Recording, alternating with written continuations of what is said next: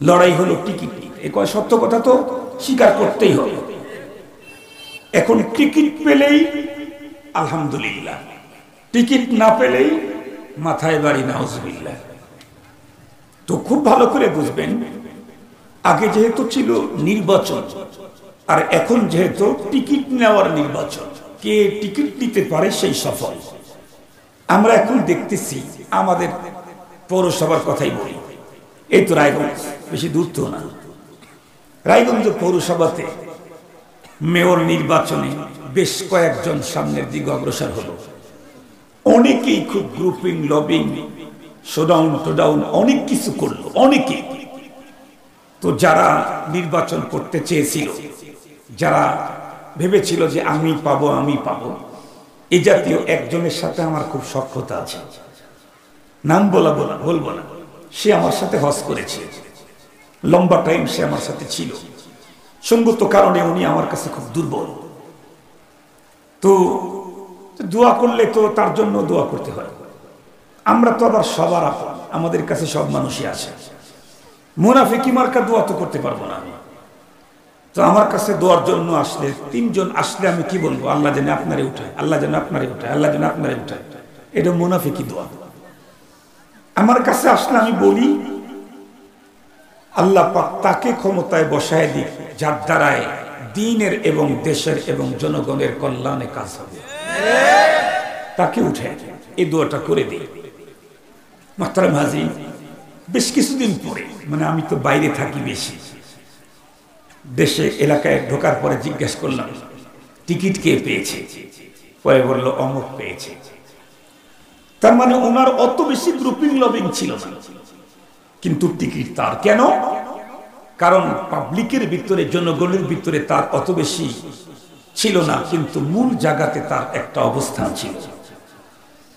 এই জন্য grouping lobbying showdown করে তেমন ফায়দা নাই। দলের প্রধান যে, তার সাথে সম্পর্ক থাকলে কাজ। দুনিয়ার মানুষ আমাকে কি বলল, কি কে থুতু দিল, কে পক্ষে বলল, কে বিপক্ষে বলল, ওটা দেখার সুযোগ আমার নাই। মহান মালিকের সাথে সম্পর্ক থাকলে আমার কাজ। কথা বুঝাইতে পারছি আপনাদেরকে? মহান মালিকের সাথে সম্পর্ক থাকলেই আমার কাজ। পৃথিবীর মানুষ আমাকে কে থুতু দিল, কে জুতা মারলো, এটা দেখার সুযোগ নেই। মুহতারাম হাজিরিন, তো মহান মালিকের সাথে সম্পর্ক করতে চাইলে মালিক বলে দিয়েছেন রাস্তা একটা। কয় রাস্তা? একটা, ভিন্ন কোন রাস্তা নেই। আল্লাহ পাক বলেন ইন্নাদ-দীন ইনদাল্লাহিল ইসলাম, আমার কাছে ধর্ম একটাই, সেটা হলো ইসলাম। আল্লাহ পাক এটাও বলে দিয়েছেন ওয়া মান ইয়াবতাগি গায়রাল ইসলামি দীনান ফালান ইউকবালা মিনহু, ইসলাম ছাড়া অন্য কোন ধর্ম যদি কেউ অবলম্বন করে, কশিন কালেও তা গ্রহণ করা হবে না। এই কথা বলেছেন আল্লাহ পাক। ঠান্ডা মাথায় খুব সুন্দর করে কথাগুলি বুঝবেন। ওয়াজ আমার পরে যিনি আসতেছেন উনি ওয়াজ করবেন, আমি আপনাদেরকে একটা ধর্মীয় ছোট্ট ক্লাসে বসায় কিছু ধর্মীয় ক্লাস দিয়ে যাই, আপনাদেরকে সবক দিয়ে যাই। এই দিন হলো একমাত্র, পৃথিবীর কোন মানুষ আল্লাহ পাকের কাছে মূল্যবান হতে চাইলে দ্বীনের বিকল্প কোনো পথ নেই। মুহতারাম হাজরিন, কিন্তু সব মানুষ তো সব জিনিসের মর্যাদা বুঝে না। অনেকেই তো বর্তমান সময়ে, আপনারা বলেন তো দেখি, বর্তমানে পৃথিবীতে আল্লাহর দ্বীন সবচাইতে বেশি আছে কাদের কাছে? প্রফেসরের কাছে, ডাক্তারের কাছে, বলেন না কেন, নেতার কাছে, এমপির কাছে, মন্ত্রীর কাছে, কার কাছে? একটু জোরে বলেন। কোন সন্দেহ আছে নাকি? কোনো সন্দেহ নেই। ডাক্তারের কাছে যেমন স্বাস্থ্য বিজ্ঞান সবচেয়ে বেশি, আলেমের কাছে নেই। ইঞ্জিনিয়ারের কাছে যেমন প্রযুক্তি অনেক উন্নত, তার কাছে বিল্ডিং তৈরি করার, ঘরবাড়ি বানানোর তথ্য তার কাছে অনেক বেশি, আলেমের কাছে নেই। ঠিক তদ্রূপ আলেমের কাছে আল্লাহর দ্বীন আছে, অন্যদের কাছে ওই পরিমাণে নেই। তাহলে দ্বীনের দ্বারাই আল্লাহ পাকের প্রিয় হওয়া যাবে। দ্বীন ছাড়া আল্লাহর সাথে সম্পর্ক রাখার কোনো পথ নাই। সুতরাং দ্বীন যার ভিতরে যত বেশি, আল্লাহ পাকের কাছে মর্যাদা তার তত বেশি। আল্লাহ পাক বলেন, ইয়ারফাইল্লাহুল্লাযীনা আমানু মিনকুম ওয়াল্লাযীনা উতুল ইলমা দারাজাত। তোমাদের ভিতরে যারা ঈমান এনেছে তারা তো মর্যাদাশীল আমার কাছে, তবে মনে রেখো তোমাদের ভিতরে কিছু ভিআইপি আছে। আমি আল্লাহর কাছে কিছু ভিআইপি আছে। ভিআইপি কারা? আল্লাহ পাক বলেন, ওয়াল্লাযীনা উতুল ইলম, যাদেরকে কোরআনে পাকের ইলম দান করা হয়েছে তারা হলো ভিআইপি। আপনারা একটা মিসাল দিলে কথাটা ভালো করে বুঝবেন। আমাদের এই দেশে বর্তমানে সরকারি দল যারা করে, অন্য সবার চাইতে তাদের একটু সুযোগ সুবিধা বেশি না? বেশি। এটা চিরজীবনের জন্য সব দেশের একই ফর্মুলা। সরকারের যারা সাপোর্টে থাকে তারা অন্যদের তুলনায় সুযোগ বেশি পায়। আমরা যারা ঈমান এনেছি আমরা সবাই মহান সরকারের সাপোর্ট করি। এই জন্য আল্লাহ পাকের কাছে আমাদের মর্যাদা অন্য সব মানুষের চাইতে বেশি। সুবহানাল্লাহ বললেন না রে?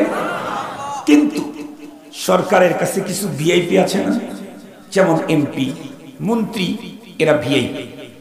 এরা যেহেতু ভিআইপি, এ কারণে সরকারের যতই সমর্থক থাক, কিন্তু তারা কোনো জায়গায় গেলে তাদের পিছনে কোনো সিকিউরিটি দেয় না সরকার।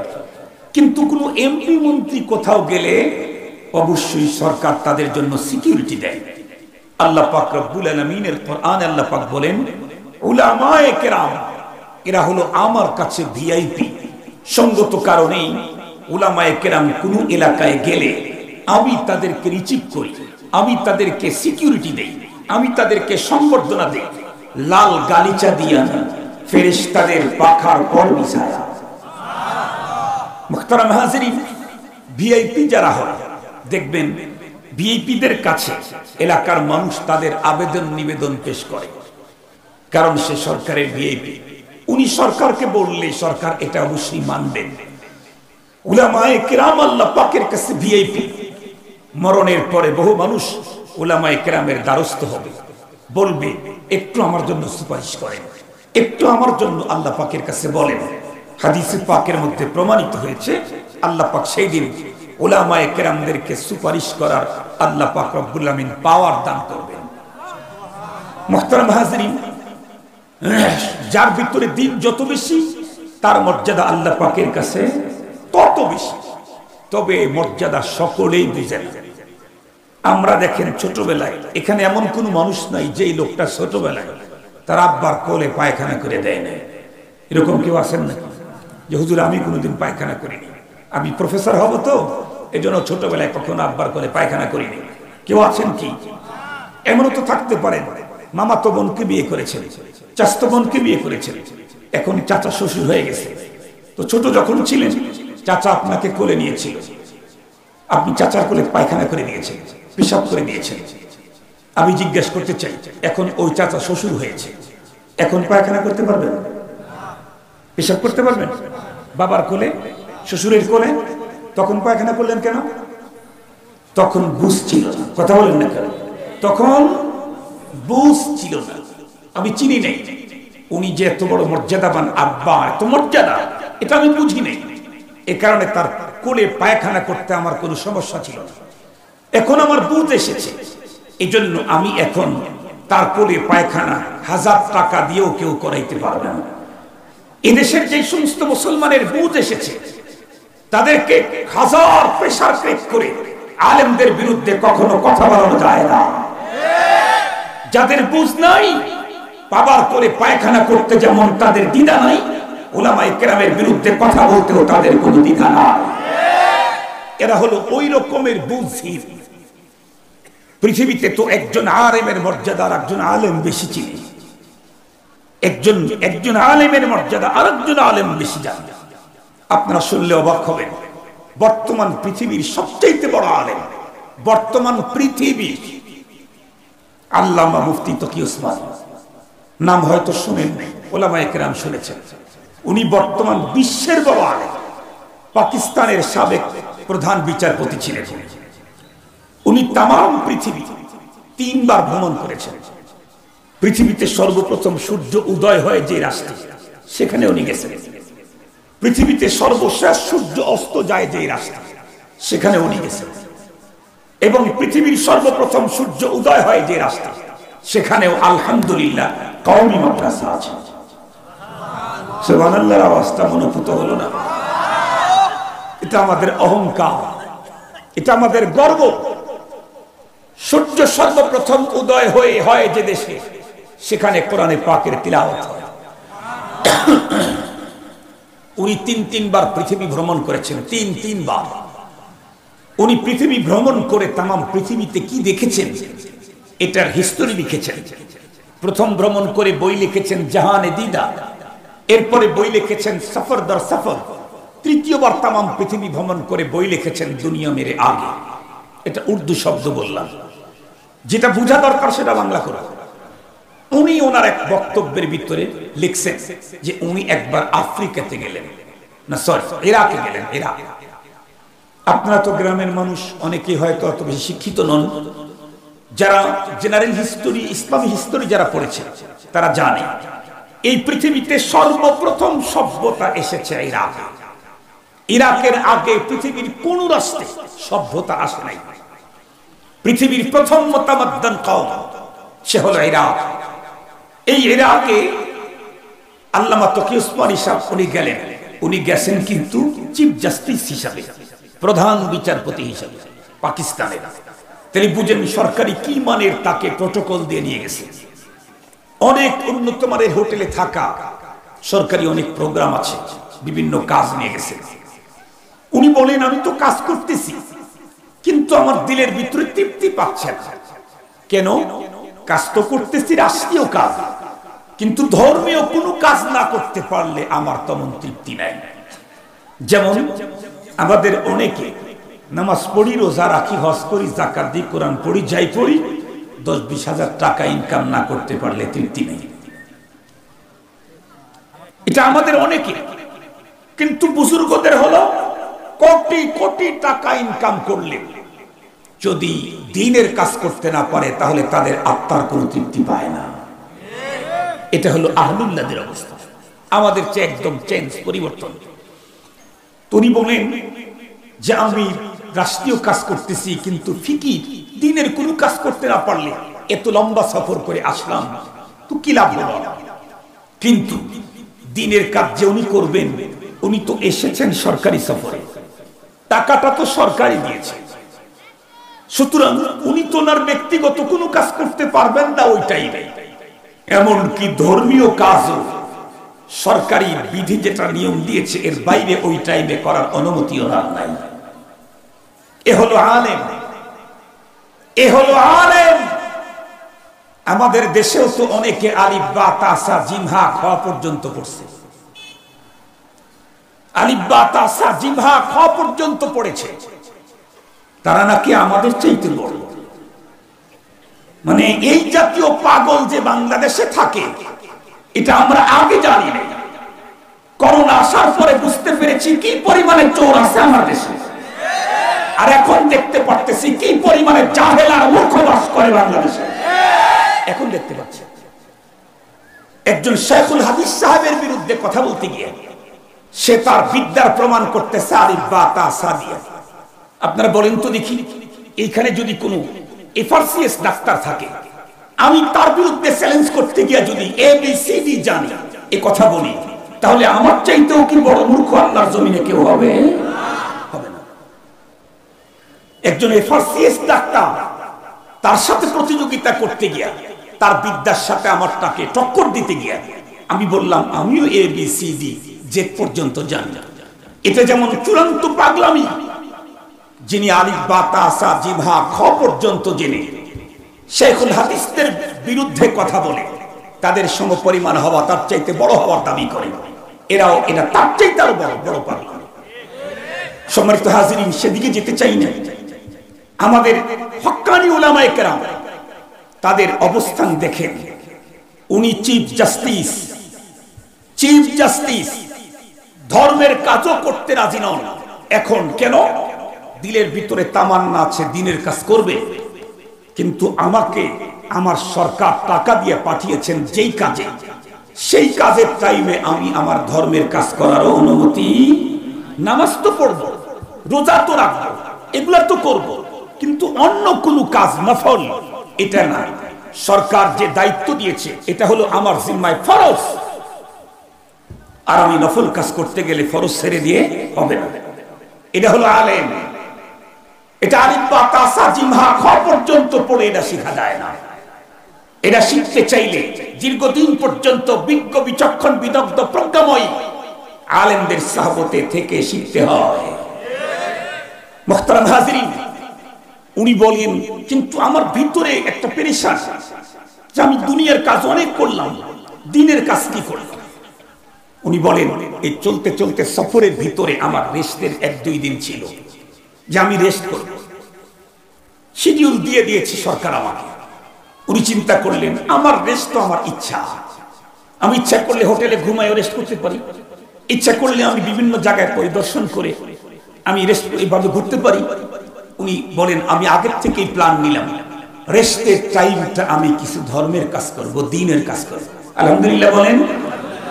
উনিও মানুষ, আমরাও মানুষ। ওনাদের চিন্তা চেতনা কি আমাদের চিন্তা চেতনা কি? আল্লামা তকি উসমানী সাহেব বলেন ছুটির দিন আমি সকাল বেলায় হোটেল থেকে বের হলাম, বাইরে এসে এলাকার লোকদেরকে জিজ্ঞেস করলাম হালফি দিয়ারিকুম মাদ্রাসা মজুদ, এই তোমাদের দেশে কি মাদ্রাসা আছে নাকি? আল্লামা তকি উসমানী কি দেখতে চায়? পাকিস্তানের তখনকার চিফ জাস্টিস উনি একটা মাদ্রাসায় দিতে চাচ্ছেন। ওই দেশের ইরাকের কত মন্ত্রীর সাথে তার বৈঠক, কত রাজপ্রাসাদে তার বৈঠক, এগুলি করেছেন, কিন্তু ওনার দিলের তৃপ্তি পাচ্ছেন না। উনি মাদ্রাসায় যায় তৃপ্তি নিতে চান। উনি জিজ্ঞেস করলেন তোমাদের দেশে কি মাদ্রাসা আছে? লোকেরা তখন জিজ্ঞেস করছে আইস মাদ্রাসা, আইয়ুশাইন মাদ্রাসা, আরবি মাদ্রাসা কি জিনিস? আল্লামা তকি উসমানী বলেন এ উত্তর শুনে আমার মাথা হ্যাং হয়ে গেল। পৃথিবীর প্রথম সভ্যতা হলো দুনিয়ার মধ্যে ইরাকে, যে ইরাক একটা সময় ইসলামী জ্ঞান ও বিজ্ঞানের মার্কাজ ছিল, সেন্টার ছিল। সেই ইরাক আজকে বলতেছে মাদ্রাসা কি জিনিস? আল্লামা তকি উসমানী বলেন আমি তখন বললাম মাদ্রাসা হলো যেখানে কোরআন পড়ানো হয়, হাদিস পড়ানো হয়, তাফসীর পড়ানো হয়। ওরা তখন হেসে দিয়ে বলে না ফি দিয়ারিনা মাওজুদ কাসীর, হ্যাঁ এটা তো আমাদের দেশে অনেক আছে, অ্যাভেলেবল। কোথায়? ফিল কুল্লিয়া ওয়াল জামিয়া, কলেজ ইউনিভার্সিটির ভিতরে আছে। আল্লামা তকি উসমানী বলেন আমি তখন বললাম লা উরিদ যালিক, কারণ তো ওইটা চাই না, বল আরাদতু আল মাদ্রাসা আল মুখাসসাসা, আমি তো চাইতেছি বিশেষায়িত প্রতিষ্ঠান আছে না, যেখানে শুধুই কোরআন পড়ানো হয়, হাদিস পড়ানো হয়, ফিকহ পড়ানো হয়, এই উলুমে হাদিস পড়ানো হয়, উলুমে ফিকহ পড়ানো হয়, তাফসীর পড়ানো হয়, আদব পড়ানো হয়, ফাসাহাত পড়ানো হয়, বালাগাত পড়ানো হয়।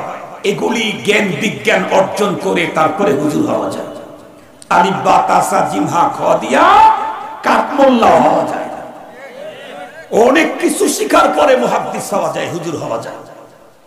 মুহতারাম হাজিরিন, ভালো করে বুঝবেন। ওরা তখন বলল না এই জাতীয় প্রতিষ্ঠানের কথা আমরা জীবনে শুনিই নেই। হুজুর বলেন আমি তখন মনটা খারাপ করে দাঁড়িয়ে আছি, একটু দূরেই দাঁড়ানো ছিল অতিশয় বৃদ্ধ একজন মানুষ, হাঁটি হাঁটি পা পা করে আমার কাছে আসার পরে জিজ্ঞেস করে তোমার বাড়ি কোথায়? আমি বললাম পাকিস্তান। কি চাও তুমি? আমি একটা মাদ্রাসায় যেতে চাচ্ছি। লোকটি তখন লম্বা ঠান্ডা নিঃশ্বাস ছেড়ে বলল মাদ্রাসা? নিঃশ্বাস ছেড়ে বলল তুমি যেটা চাচ্ছ এটা আমার দেশের নতুন প্রজন্ম দেখে নাই কোনদিন, ওরা অনেক আগে বিলুপ্ত হয়ে গেছে। বর্তমান তামাম ইরাক খুঁজে একটা মাদ্রাসাও খুঁজে পাবা না, ওয়ান পিস পাবা না। হ্যাঁ, তোমার যদি খুব বেশি আবেগ থেকে থাকে তাহলে ওই জাতীয় মাদ্রাসায় পড়ুয়া একজন বিশিষ্ট বুজুর্গ এখনো এ দো জমিনে বেঁচে আছে, আব্দুল কাদের জিলানী রহমতুল্লাহ আলাইহির মাজার মসজিদ বাগদাদে।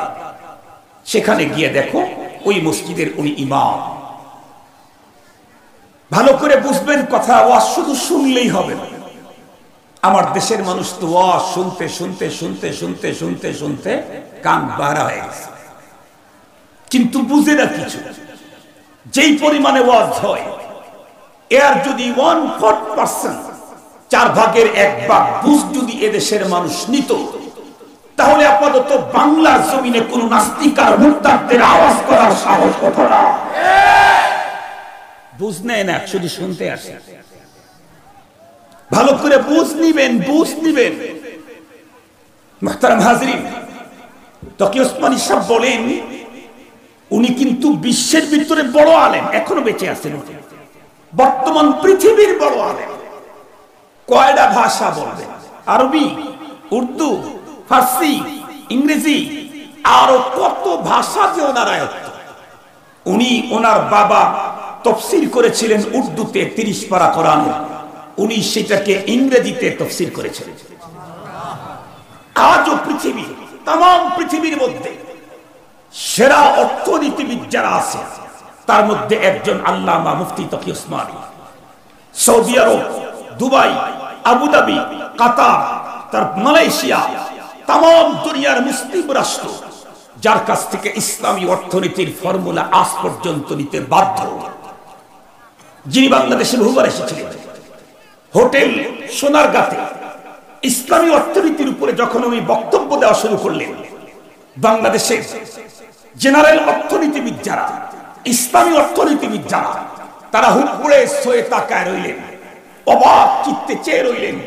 শেষ পর্যন্ত উক্তি করতে বাধ্য হলেন, মোল্লা এই থিওরি পায় কোথায়? ইনি আল্লামা তকি ওসমানী।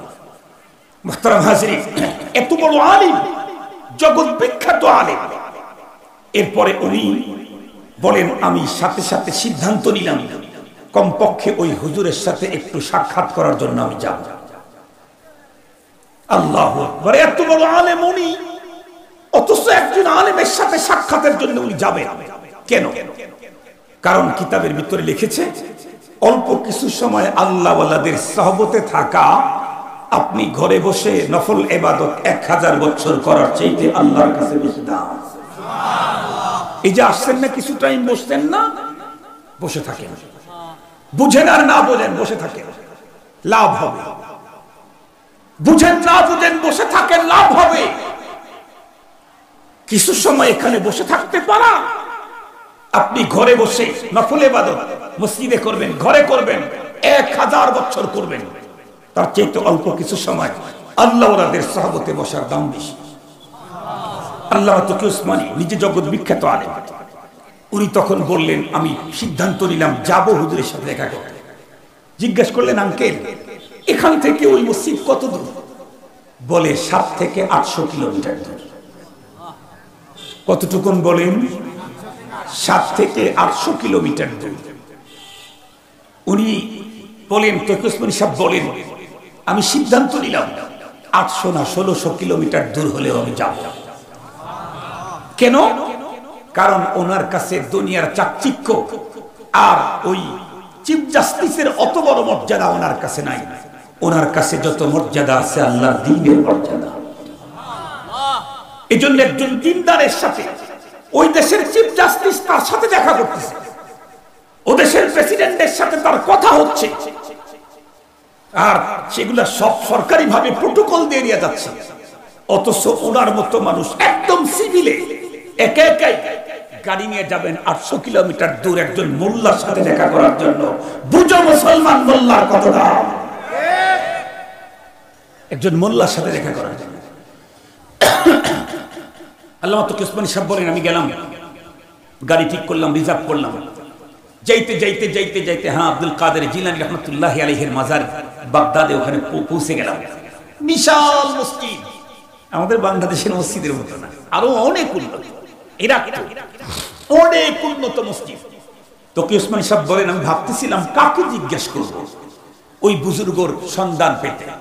তো আমি চিন্তা করলাম প্রথমে একটু মসজিদের ভিতরে ঢুকি, 2-4 রাকাত নামাজ পড়ি, এরপরে আমি জিজ্ঞেস করি। হুজুর বলেন আমি যখন মসজিদের সদর গেটের সামনে দাঁড়াইলাম, দাঁড়ানোর পরেই দেখি মেম্বরের পাশে একজন মানুষ বসে কি যেন পড়তেছে। কপালের দিকে তাকায়াই দেখি এর কপালের ভিতর থেকে কোরআন আর হাদিসের ইলমের নূর বের হচ্ছে। আল্লামা তকি ওসমানী বলেন কপালের দিকে চেয়েই আমি বুঝতে পারলাম উনি যার সাক্ষাতের জন্য আমি এত দূর এসেছি। আর কাউকে জিজ্ঞেস করার প্রয়োজন আমার হলো না। আল্লামা তকি ওসমানী উনি ওখান থেকে পথ চলা শুরু করলেন, হাঁটি হাঁটি পা পা করে। কাছে গিয়ে দেখলেন উনি তেলাওয়াত করতেছে। আমাদের দেশের যারা আলিফ বা তাসা জিম হা খ পর্যন্ত পড়ে শাইখুল হাদিস বরাবর নিজের ধর্মীয় বিদ্যা প্রকাশ করতে চায়, তাদেরকে তো আমরা চিনি, তাদেরকে তো আমরা দেখেছি। তাদেরকে যখন কোনো মাহফিলের দাওয়াত দেওয়া হয়, বক্তা তখন বক্তৃতা করতে থাকে, আর উনি গেট দিয়ে ঢুকতেই লম্বা হাত উঁচু করে সালাম দিতে দিতে স্টেজে আসার পরে আবার লম্বা হাত উঁচু করে সালাম একটা মেরে দেয়। তার মানে সালাম কখন দিতে হয় কখন দেওয়া যায় না এই ইলমটাও নাই এমন ইন্টারন্যাশনাল জাহেল, অথচ বক্তব্য দেয় লম্বা। বক্তব্য দেওয়ার পদ্ধতিতে মনে হয় ওরাই শুধু এদেশের মালিক আর আমরা ভাড়াটিয়া। ভালো করে শুনে রাখেন মাসআলা, নিজেদেরকে তো কমপ্লিট ইমানদার মনে করতেছি, নিজেদেরকে তো কমপ্লিট দিনদার মনে করতেছি। দিন কতটুকু আছে একটু চেক করা দরকার। তো মাঝে মাঝে প্রেসার চেক করতে যান না, মাঝে মাঝে ব্লাড টেস্ট করতে যান না, সুগারের কন্ডিশন দেখার জন্য? কয়দিন গেছিলেন ইমান পরীক্ষা করার জন্য? ধর্ম কতটুকু আপনার ভিতরে আছে কয়দিন গেছেন পরীক্ষা করার জন্য? দেখা দরকার, ভাবা দরকার, চিন্তা করা দরকার। আমি তো আপনাদের বাড়ির পাশের মানুষ, জীবনের পড়ালেখা করছি তো গাজীপুরে। আপনাদের গাজীপুর না? গাজীপুর, সিরাজগঞ্জ সদর, গাজীপুরে পড়ালেখা করছি। সোনামুখী রোহাবাড়ি মাদ্রাসা, এরপরে বেতো মাদ্রাসা, এরপরে শেষ করছি শাইখুল হাদিস আল্লামা আজিজুল হক রহমতুল্লাহি আলাইহির মাদ্রাসা। দেশের বাইরে এক অক্ষর পড়ি নেই। জীবনটা আমার এখানে, স্বাধীনতার অনেক পরে আমার জন্ম। আমি অরিজিনাল একজন বাংলাদেশী, বুঝেন নাই? স্বাধীনতার অনেক পরে আমার জন্ম। মুহতারাম হাজিরিন, আমার আপন ভাই ইমিডিয়েট বড় রাজশাহী ইসলামী মাদ্রাসা শাইখুল হাদিস, উনি ফ্যামিলি নিয়ে ওখানে থাকেন। তো একবার গেছি, পরের বার যখন গেছি উনি একই বাসায় আছেন, বাসা চেঞ্জ করেন। তো ভাইয়ের সাথে কথা বলতেই ভাই আমাকে একটা দরজার দিকে ইন্ডিকেট করে বললেন, আব্দুল বাসেত। জি ভাই, এই যে এই বাসায় থাকতেন একজন ডাক্তার, হ্যাঁ উনি মারা গেছেন। আমরা কিন্তু প্রত্যেকেই জানি মানুষ মারা যায় কেন? আয়ু শেষ হওয়ার কারণে। এরপরেও কিন্তু যত বড় হুজুরি হই, যত বড় পিসাবি হই, কোন মানুষ মারা যাওয়ার কথা শুনলেই কি বলি? ভাই কি হয়েছিল? এই কথাটা বলি না? বলি না। কেন বলি তা জানেন কি? কারণ আজরাইল আলাইহিস সালামের সাথে আল্লাহ পাকের একটা কন্ট্রাক্ট হয়েছে। আজরাইল আলাইহিস সালামকে যখন আল্লাহ পাক জান কবজ করার জিম্মাদারি দিলেন, আজরাইল আলাইহিস সালাম বললেন, আল্লাহ জিম্মাদারি তো নেবই, কিন্তু পৃথিবীর প্রতিটি মানুষের অভিশাপের পাত্র হব আমি। মার কাছ থেকে মেয়েকে যখন নিয়ে আসবো, ওই মা আমাকে অভিশাপ করবে। মেয়ের কাছ থেকে যখন মাকে নেব, ওই মেয়ে তখন আমাকে অভিশাপ করবে। বাবার কাছ থেকে যখন ছেলেকে নিয়ে আসবো, বাবা তখন আমার জন্য অভিশাপ করবে। স্বামীর কাছ থেকে স্ত্রীকে নিয়ে আসলে স্বামী আমাকে অভিশাপ করবে। স্ত্রীর কাছ থেকে স্বামীকে নিয়ে আসলে স্ত্রী আমাকে অভিশাপ করবে। তো দায়িত্ব তো দিলেন জান কবজ করার, জান তো কবজ করব। প্রতিদিন আদম সন্তানের অভিসম্পদ পেতে পেতে আমার জীবন শেষ। আল্লাহ পাক বললেন, তোমাকে দায়িত্ব দিচ্ছি, আর তোমাকে অভিসম্পদ যাতে না দেয় এর ব্যবস্থাপত্র দিয়ে দিচ্ছি। কি? জান তুমি কবজ করবা, কিন্তু তোমার নাম কেউ বলবে না। আমি সিস্টেম একটা করে দিচ্ছি, এমনি এমনি দেব না, কোনো না কোনো উসিলায় তোমার মানুষের জান কবজ করার সিস্টেম করে দেবে। এই কারণে আমার মতো আলেম যখন বলছেন যে উনি মারা গেছেন, আমি জিজ্ঞেস করছি, ভাই কি হয়েছিল? আসলে তো কি হয়েছে? হায়াত শেষ হয়েছে, আজরাইল আসতে নিয়ে গেছে, কিন্তু অবশ্যই বাহ্যিক কোনো না কোনো কারণ ছিল। ভাই তখন বললেন, ওনার ব্রেন টিউমার হয়েছিল। উনি নিজে চিকিৎসক, কিন্তু ওনার যে ব্রেন টিউমার হয়েছে এটা উনি জানেন না, বুঝতে পারেন। উনি মনে করেছেন আমি সুস্থ, স্বাভাবিকভাবে মানুষকে সেবা দিয়ে গেছেন। যখন উনি টের পেয়েছেন, তখন আর চিকিৎসা করার কোনো সুযোগ ছিল না। উনি নিজে চিকিৎসক হওয়ার পরে, অসুস্থ হওয়ার পরে নিজেকে সুস্থ ভাবার কারণে উনি ওনার জীবনে ট্রিটমেন্ট নেওয়ার সুযোগও পান নাই। আমরাও অনেকে আছে যাদের ঈমান চলে গেছে, টেস্ট না করার কারণে মনে করতেছে আমার ঈমান চলে এখনো আছে।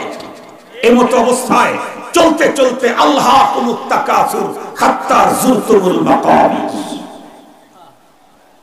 তখন অবস্থা কি জটিল হয়। তিনটা সাদা কাপড়ের প্যাচ দিয়ে যখন ঢুকে আসবে কবরের ভিতরে, তখন বোঝা যাবে, তখন বোঝা যাবে। আপনারা তো দুনিয়ায় চ্যালেঞ্জ দিচ্ছেন, আমরা মরণের পরে কবরের জগতে হাসরের চ্যালেঞ্জ দিলাম। তখন দেখা যাবে ইনশাআল্লাহ। মুহতারাম হাজরিন, তো যেই কথা বলতেছিলাম, আমাদের ঈমান টেস্ট করা দরকার, মাঝে মাঝে ঈমান টেস্ট করা দরকার। একটা ছোট্ট টেস্টার আপনাদেরকে দিয়ে দিই, টেস্ট করতে পারবেন। একটা ছোট্ট টেস্টার, টাকা লাগবে না, পয়সা লাগবে না। নবীজি বলেন, ইদা সাররাতকা হাসানাতুক ওয়া আসাআতকা সাইয়্যাতুক ফাআনতা মুমিন। ভালো কাজ করলে যদি তোমার ভালো লাগে, মন্দ কাজ করলে যদি তোমার খারাপ লাগে, তাহলে মনে করবা যে আমার ভিতরে ঈমান এখনো আছে। এই কারণে কাঁটাটা বাড়ি মারতেছে। ভালো কাজ করলে বাড়ি দেয়, ভালো লাগে, খারাপ কাজ করলে বাড়ি দেয়, অন্যদিকে খারাপ লাগে। বুঝতে হবে এখনো ঈমান আছে।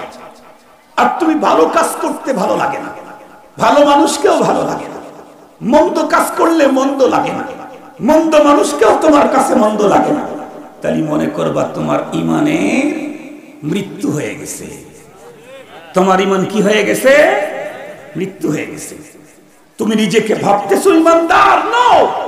ইদা সাররাতকা হাসানাতুক ওয়া আসাআতকা সাইয়্যাতুক ফাআনতা মুমিন। এই কন্ডিশন যদি থেকে থাকে, তাহলে আলহামদুলিল্লাহ, এটা আরো বাড়াইতে হবে, আরো বাড়াইতে হবে, যাতে শুধু ভালো লাগা না, ভালো কাজ করলে ভালো লাগা না, বাড়াইতে বাড়াইতে ভালো কাজের প্রতি আকর্ষণ তৈরি করতে হবে। মন্দ কাজ শুধু মন্দ লাগা না, মন্দ কাজের উপরে বিরক্ত তৈরি করতে হবে, ওয়ারিহা তৈরি করতে হবে। তাহলে আমি জান্নাতের নাম্বার 1 একজন প্যাসেঞ্জার। আল্লাহ পাক আমাদেরকে বুঝার তৌফিক দান করুন। আল্লামা তকি উসমানী কথাটা শেষ করে দিয়া উনি ওখানে গেলেন, যা দেখলেন হুজুর ওজিফা করতেছে। এমনি তো সালাম দেওয়া সুন্নাত। একজন মুসলমান আর একজন মুসলমানের সাথে সাক্ষাৎ হলে কি করবে? সালাম দিবে। সালাম দেওয়া কি সুন্নাত, জবাব দেওয়া কি ওয়াজিব। কিন্তু দুঃখের কথা হলো, আমাদের দেশে যে সালাম আছে, এটা ভুল সালামের সরাসরি সালাম। আবার যে উত্তর দেয়, অর্ডার ডবল অর্ডার। বিশেষ করে যদি টাকাওয়ালা হয় আর নেতা যদি হয়, তাইলে তো দেখবেন তার মানে আপনি যে সালাম দিয়েছেন আমি শুনেছি, উত্তর দিতে হবে না কেন? অথচ কোন মুসলিম তো মহানবীজির চাইতে বড় নেতা হতে পারে না। কোন মুসলমান মহানবীজির চাইতে বড় নেতা হতে পারবে নাকি? না। আজকের পৃথিবীতে যত নেতা দেখেন, আমাদের দেশের নেতা দেখেন, পাকিস্তানের দেখেন, ইন্ডিয়ার দেখেন, এমনকি আমেরিকার নেতাও দেখেন, এক একজনের অনুসারী কতগুলি হবে? কয় কোটি? 20 কোটি, 50 কোটি। 50 কোটি অনুসারী কার আছে নাকি দুনিয়াতে? আমার দেশের কোন নেতা, জো বাইডেনেরও নাই, মোদিরও নাই। কিন্তু আজকে আমাদের পৃথিবীতে মুহাম্মদুর রাসূলুল্লাহর অনুসারী আছে 250 কোটি। আজকে আমরা সবাই কার অনুসারী বলেন না কেন? সবাই মুহাম্মদুর রাসূলুল্লাহ সাল্লাল্লাহু আলাইহি ওয়াসাল্লামের অনুসারী আমরা। উনি আমাদের নেতা। হযরতে রাসূল করিম সাল্লাল্লাহু আলাইহি ওয়াসাল্লাম উনি সালাম দিলে শুদ্ধ সালাম, উত্তর দিতেন শুদ্ধ। সুতরাং আমাদেরকেও শুদ্ধ সালাম দিতে হবে, শুদ্ধ উত্তর দিতে হবে। আমি একটু বলি, আপনারা আমার সাথে বলেন, আসসালামু আলাইকুম। একটু ভালো করে বলেন, আসসালামু আলাইকুম। বলেন আসসালামু আসসালামু আলাইকুম ওয়া রাহমাতুল্লাহি ওয়া বারাকাতুহু। উত্তর দেব কেমনে? ওয়া আলাইকুমুস সালাম। বলেন ওয়া আলাইকুমুস সালাম। আমাদের কেউ কি দেয়? ওয়া আলাইকুম সালাম, ওয়া আলাইকুম সালাম। এটা গলত, এটা ভুল। কিন্তু সালাম দেওয়া সুন্নাত, সব জায়গায় সালাম দেওয়া সুন্নাত। কোন কোন জায়গায় সালাম দিলে গুনাহ। যেমন আমি কোরআন শরীফ পড়তেছি, আপনি এসে সালাম দিবেন, জায়েজ নাই। আপনার সালাম দেওয়া জায়েজ নাই, কারণ আমি কোরআন পড়তেছি। আমি জিকির করতেছি, আপনি আমার কাছে আসবেন, সালাম দেওয়া জায়েজ নাই। তখন আপনাকে অপেক্ষা করতে হবে। ওয়াজ চলতেছে, ওয়াজ বয়ান, তখন আপনি মাহফিলের ভিতরে ঢুকছেন, আপনি প্রধান অতিথি অথবা তার উপরের অতিথি, কিন্তু তাই বলে আপনি সালাম দিতে পারবেন না, কারণ এখন আল্লাহর কোরআনের বাণী আলোচনা চলতেছে। এখন সালাম দেওয়ার অনুমতি নেই। বরং কি করবেন? আপনি চুপ করে এখানে আসবেন, যখন পরিবেশ তৈরি হয় তখন আপনি সালাম দিবেন। আল্লামা তকি উসমানী উনি বলেন, আমি ওনার কাছে গিয়ে দেখি হুজুর ওজিফা করতেছেন, আমি দাঁড়িয়ে রইলাম, সালাম তো এখন দেয়া যাবে না। দীর্ঘক্ষণ পর্যন্ত দাঁড়িয়ে থেকে হুজুর তার ওজিফা কমপ্লিট করে ফেললেন। হয়তোবা ভাবতেছিলেন কেউ মনে হয় আমার পাশে দাঁড়িয়েছেন। ওজিফাটা কমপ্লিট করে আমার দিকে চাইলেই তখন আমি ওনাকে একটা সালাম দিলাম, আসসালামু আলাইকুম ওয়া রাহমাতুল্লাহি ওয়া বারাকাতুহু। আমার এই সালাম শোনার পরে উনি সুন্দর তরিকায় শুদ্ধভাবে আমাকে জবাব দিলেন, ওয়া আলাইকুম আসসালাম ওয়া রাহমাতুল্লাহি ওয়া বারাকাতুহু। আমাকে জিজ্ঞেস করে, মিন আইনা আনতা, তুমি কোন দেশ থেকে এসেছো? মাসমুকা, তোমার নাম কি? আল্লামা তকি উসমানী বলেন, আমি তখন বললাম, আমি তকি উসমানী, পাকিস্তান থেকে এসেছি। উনি বললেন, পাকিস্তান থেকে এসেছো? হ্যাঁ। তকি উসমানী তুমি? তকি উসমানী। তো জিজ্ঞেস করলো, কি করো তুমি? আল্লামা তকি উসমানী তখন যে উত্তরটা দিলেন, এটা আমার দেশের সব মানুষের মনে রাখা দরকার।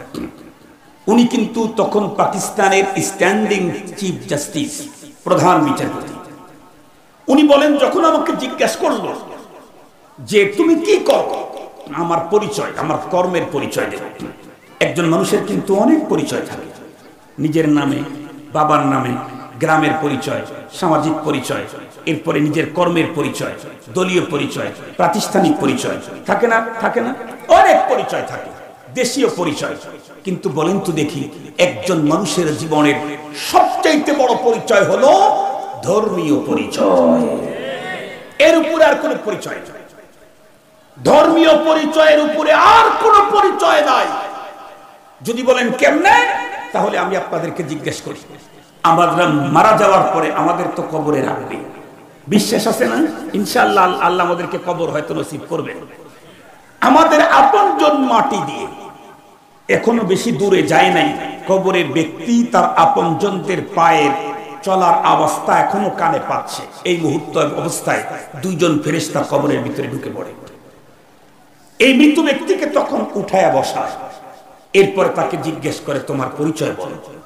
তখন আপনি কি বলবেন? আব্দুল বাসেত খান, কাজে আমি খান বংশের, কাজে আমি নগর মাদ্রাসার হুজুর, কাজে আমি হেফাজতে ইসলামের নেতা, কাজে আমি বাংলাদেশি, কাজে। এগুলি বললে চাপা তাল করে দিবেন। ওখানে জিজ্ঞেস করবে, তোমার পরিচয় বলো, তোমার রবকে, তোমার ধর্ম কি? ধর্মের পরিচয় বলবে না। বাবার নাম, দাদার নাম, গোষ্ঠীর নাম, দলের নাম দিয়ে লাভ নাই, দেশের নাম বলে লাভ নাই। তুমি আমেরিকান না, জাপান না, জার্মান না, সৌদি আরব, ওইটা দেখায় লাভ নাই। সৌদি আরবের পরিচয় দিয়ে যদি লাভ হতো, আবু জেহেল তো লাভই হয়ে যেত, জুড়ে দিয়েও লাভ নেই। তোমার ধর্মের পরিচয় বলো, তোমার ধর্ম কি বলো। যদি বলতে পারি, নবী আলাইহিস সালামের চেহারা, তার আকৃতি, তার ছবি নিয়ে এসে বলা হবে, মান হাদার রাজুল, লোকটাকে চিনোস নাকি? আমি যদি দুনিয়াতে নবীজির সুন্নতের উপরে চলে থাকি, আমি তো তখন বলবো, নাম হাদা নবিয়ুনা হাবিবুনা মুহাম্মাদুর রাসূলুল্লাহ। আরে চিনবো না মানে? উনি তো আমার প্রাণাধিক প্রিয়, আমার পয়গম্বর। আমার জীবনের চাইতে বেশি মুহাব্বত যাকে করেছি সেই পয়গম্বর। এই কথাটা বলতে দেরি হবে, আসমানের মালিক তখন ওই দুই ফেরেশতাকে বলবে, এই কার পরীক্ষা নিতে আসছিস? কি পরীক্ষা নিলি? কি ইন্টারভিউ নিলি? আমার বান্দা তো তোর পরীক্ষাতে 100 পেয়েছে, এখন বান্দাকে পুরস্কৃত কর। পরীক্ষা নিছস তো, আমার বান্দা পাস করেছে, আমার পরিচয়, আমার ধর্মের পরিচয়, আমার রাসূলকে চিনেছে, এখন তাকে পুরস্কৃত কর। কি পুরস্কার? আলবিসুহু মিনাল জান্নাহ। আমার বান্দার শরীরের ভিতরে নরমাল মার্কিন কাপড়ের দেখতেছি, কাপড় দেখতেছি, কাপড়ের কাপড়, এটা সরা জান্নাত থেকে রেশমের সবুজ রঙের মখমলের কাপড় নিয়ে এসে আমার বান্দাকে পরায় দেয়। এই জন্যই তো আবু বকর সিদ্দিক রাদিয়াল্লাহু তাআলা আনহু উনি বলতেন, কাফনের কাপড় নতুন হয়ে কি হবে, পুরাতন হলে কি হবে, দামি হলে কি হবে, বেদামি হলে কি হবে, কাফনের কাপড়টা তো সর্বোচ্চ, আমাকে কবরের ভিতরে নামানো পর্যন্ত থাকবে, মুনকার নাকিরের প্রশ্ন উত্তর দেওয়া পর্যন্ত কাপড়ের কাপড়টা আমার সাথে থাকবে। আমি যদি উত্তর দিতে পারি, ধর্মীয় পরিচয় যদি ওপেন করতে পারি, তাহলে তোমাকে জান্নাতের মখমলের রেশমের সবুজ কাপড় আমাকে পরাবো। আমাকে তো রেখে আসছে নরমাল মাটির ভিতরে, নেই কোনো বেডশিট, ওখানে কোনো কিছুই বিছায় নাই, কিন্তু আসমানের মালিক তখন বলবেন ওয়া আফরিশুহু মিনাল জান্নাহ, জান্নাতের মখমলের চাদরটা আমার বান্দার কবরের ভিতরে বিছায়। এরপরে আল্লাহ পাক কি বলবেন, যেই ফেরেশতা করতে আসছে তাকে বলবেন ওয়াফতাহু লাহু বাবান ইলাল জান্নাহ, আমার বান্দা তো বদ্ধ একটা ছোট্ট ঘরের মধ্যে আছে, না আমার বান্দা ছোট্ট ঘরটাকে প্রশস্ত করে দে, ওর চোখের পাওয়ার যতটুকুন যায় অতটুকুন বড় বানায় দে। শুধু কি তাই, আল্লাহ পাক রব্বুল আলামিন আরো বলবেন এই বদ্ধ ঘরে থাকবে কেন, সুন্দর করে রাস্তা করে দে জান্নাত থেকে আমার বান্দার কবর পর্যন্ত, জান্নাতি বাতাসগুলো পেতে থাকুক, জান্নাতি আরামে আমার বান্দা ঘুমাইতে থাকুক। ফেরেশতারা তখন বলবেন কানৌমাতিল আরুস, নববধূকে নিয়ে স্বামী বাসর রাত্রে যেমন আনন্দে ঘুমায় তেমনি তুমি আনন্দে ঘুমাও, তোমার এক ঘুমে কিয়ামত প্রতিষ্ঠিত হবে, এর আগ পর্যন্ত তোমাকে কেউ ডাকতে যাবে না। মুহতারাম হাজরিন, তো যে কথা বলতেছিলাম, আল্লামা তকি ওসমানীকে জিজ্ঞাসা করছে কি করো তুমি? তকি ওসমানী সাহেব বলেন আমি ভাবতেছিলাম কোনটা বলি, আমি তো চিফ জাস্টিস পাকিস্তান, একটা রাষ্ট্রের মতো রাষ্ট্রের চিফ জাস্টিস। উনি চিন্তা করলেন না, চিফ জাস্টিসের পদ তো বড় পদ না, চিফ জাস্টিসের পদের ব্যাপারে তো শরীয়তে পয়গম্বরের কোনো বক্তৃতা নাই। পয়গম্বর বলেছেন খায়রুকুম মান তাআল্লামাল কুরআন ওয়া আল্লামা, তোমাদের মধ্যে সবচেয়ে দামি যে আল্লাহর কোরআন পড়ে আর পড়ায়। উনি বলেন আমি চিফ জাস্টিসের কথা বললাম না, সবচেয়ে দামি পরিচয়টাই তুলে ধরলাম, আমি বললাম আমি একটা মাদ্রাসার হুজুর। সুবহানাল্লাহ বললেন না যে? এই মুসলমান, মোল্লাদেরকে কি মনে করছো তোমরা? মোল্লাদেরকে কি মনে করছো তোমরা? তোমার কাছে মোল্লার মর্যাদা না থাকলেও আল্লাহর কাছে সিরিয়াস মর্যাদা। ইয়ারফাইল্লাহুল্লাযীনা আমানু মিনকুম ওয়াল্লাযীনা উতুল ইলমা দারাজাত। মুহতারাম হাজরিন, উনি যখন বলছেন যে আমি মাদ্রাসার হুজুর, কোরআন শরীফ হাদিস শরীফ পড়াই, ওই লোকটা তখন জিজ্ঞেস করছে মাদ্রাসা আইস মাদ্রাসা, মাদ্রাসা বলতে তুমি কি বুঝাও? তার মানে ওই যে বলেছিল প্রথম কথা মনে আছে নাকি আপনার? আল্লামা তকি ওসমানী তখন বলেন মাদ্রাসা বলতে ওই প্রতিষ্ঠান বুঝাই যেখানে কানজুদ দাকায়েক পড়ানো হয়, শরহে জামি পড়ানো হয়, শরহে বিকায়া পড়ানো হয়, হিদায়া পড়ানো হয়, মুখতাসার পড়ানো হয়, জালালাইন পড়ানো হয়, মিশকাতুল মাসাবি পড়ানো হয়, বুখারী তিরমিজি আবু দাউদ মুসলিম পড়ানো হয়। এই কথা বলতেই লোকটি তখন আল্লাহু আকবার বলে এমন ভাবে দাঁড়িয়ে গেল তাকবীর দিয়ে, মনে হয় যেন বৃদ্ধ লোকের ভিতরে 40 বছরের জওয়ান ঢুকে গেছে, এমন স্পিড। আল্লাহু আকবার বলে দাঁড়িয়ে আমাকে বুকের ভিতরে জড়া ধরে ডেকে বলে তকি ওসমানী, আজও কি আল্লাহর জমিনে এই জাতীয় প্রতিষ্ঠান আছে? আল্লামা তকি ওসমানী তখন বলেন আমি এই আল্লাহওয়ালা বৃদ্ধ মানুষটা দিনের অবস্থা বুঝে তাকে আত্মস্থ করার জন্য বললাম জি হ্যাঁ শেখ, এই জাতীয় মাদ্রাসা শুধু আছে না, পাকিস্তানে, বাংলাদেশে, ইন্ডিয়াতে লক্ষ লক্ষ মাদ্রাসা আজও আছে, আজও আছে। এই কথা বললেই উনি আমাকে বুকের ভিতরে ধরে চাপ দিয়ে চোখের পানি ছেড়ে অস্ত্র ভেজা কণ্ঠে আমাকে বললেন তকি ওসমানী, তুমি তো তোমার দেশে যাবে। জি, তোমার দেশে গেলে আব্দুল কাদের জিলানীর মাজার মসজিদের আমি একজন আদনা খাদিম, আমার পক্ষ থেকে একটা ওসিয়তনামা তুমি তোমার পাকিস্তানের মুসলমানদেরকে বলে দিও, কি তারা যেন তাদের জীবনের শেষ বিন্দু রক্তের বিনিময় হলেও এই জাতীয় প্রতিষ্ঠান কখনো ম্লান হতে না দেয়। কেন? বলে এই জাতীয় প্রতিষ্ঠান থেকেই তো বের হয়েছিল ব্রিটিশ খেলাও আন্দোলনের সিপাহ সালার, এ তো তৈরি হয়েছে এই জাতীয় প্রতিষ্ঠান থেকে। শাইখুল আরব ওয়াল আজম হুসাইন আহমদ মাদানী তৈরি হয়েছে, শাইখুল হিন্দ তৈরি হয়েছে, হাকিমুল উম্মত থানভী তৈরি হয়েছে, জামানার মুহাদ্দিস আল্লামা আনোয়ার শাহ কাশ্মীরি তৈরি হয়েছে। আল্লাহর জমিনে দাওয়াতের তাবলীগের এই ধারার প্রবর্তনকারী আল্লামা ইলিয়াস তৈরি হয়েছে এই জাতীয় মাদ্রাসা থেকে। যতদিন পর্যন্ত এই জাতীয় মাদ্রাসা থাকবে ততদিন পর্যন্ত আল্লাহর জমিনে আল্লাহর পূর্ণাঙ্গ দ্বীনের রূপরেখা থাকবে। এই মাদ্রাসা যখন বিলুপ্ত হবে নাম থাকবে, ইসলামের কাম থাকবে না। আল্লামা তকি উসমানীর মাধ্যমে আজকে আমি আপনাদের এই অঞ্চলের মানুষকে বড় পীর আব্দুল কাদের জিলানী রাহমাতুল্লাহি আলাইহির মাজার মসজিদের সেই কুতুব, সেই আল্লাহ ওয়ালার ওসিয়তনামাটা আপনাদের পর্যন্ত পৌঁছানোর জন্য এসেছি। আপনাদের পর্যন্ত সেই ওসিয়তনামা পৌঁছিয়ে দিয়ে গেলাম। আপনারা এখন বুঝতেছেন না, আল্লাহ জানি কোনোদিন আপনাদেরকে না বুঝায় দোয়া আল্লাহ পাকের কাছে করতেছি। আপনি বেশি দূর যেতে হবে না, এই বাংলাদেশের মালিশেদা লালমনিরহাটে যান, কুড়িগ্রামে যান। আমরা তো আলহামদুলিল্লাহ, আমরা তো আল্লাহ পাকের মেহেরবানিতে, বুঝে আমার যে একটা সংগঠন আছে বাংলাদেশের বক্তাদের সম্মিলিত সবচেয়ে বড় প্ল্যাটফর্ম, জাতীয় একটা সংগঠন রাবেতাতুল ওয়াইজিন বাংলাদেশ, এটার কেন্দ্রীয় চেয়ারম্যান আমি, সভাপতি আমি।